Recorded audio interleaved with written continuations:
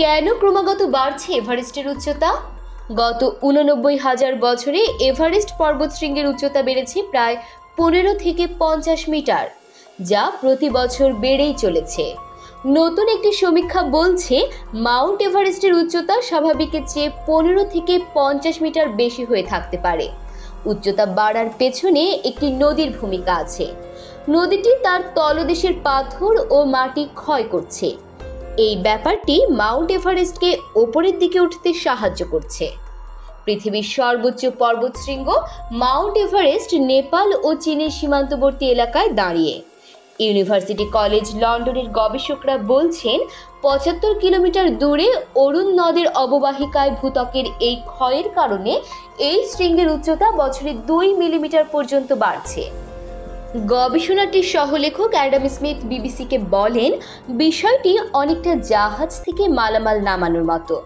মালামাল নামালে জাহাজ হালকা হয়ে যায়, তখন জাহাজ পানির একটু ওপরে ভাসে। একইভাবে যখন ভূত্বক হালকা হয় তখন এটির শৃঙ্গ একটু ওপরে উঠতে পারে।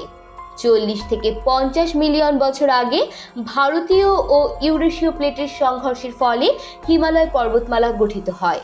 এর ক্রমাগত উত্থানের প্রধান কারণ এই technique plate.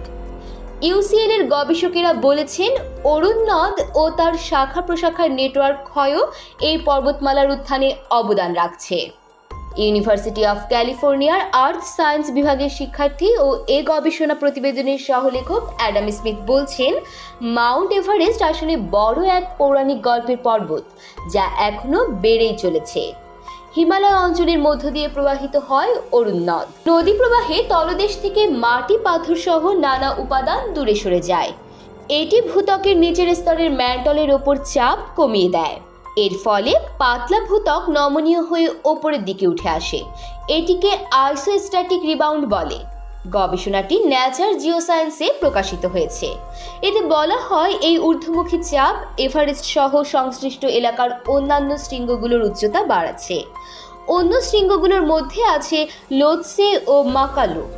গবেষণাটির সহলেখক doctor Matthew Fox বলেছেন, আইসোস্ট্যাটিক রিবাউন্ডের কারণে মাউন্ট এভারেস্ট সহ তার আশেপাশের শৃঙ্গগুলোর উচ্চতা বাড়ছে। ম্যাথিউ ফক্স আরও বলেন, তার জিপিএস যন্ত্র ব্যবহার করে বছরে এই শৃঙ্গগুলোর প্রায় ২ মিলিমিটার উচ্চতা বৃদ্ধি পেতে দেখতে পেয়েছেন। এর পেছনের কারণ এখন তারা আরও ভালোভাবে বুঝতে পারছেন।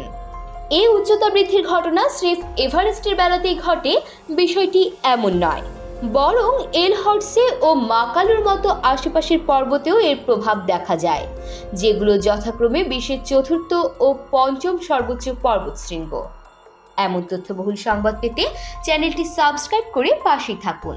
আর ভিডিওটি কেমন লেগেছে মন্তব্য করতে ভুলবেন না।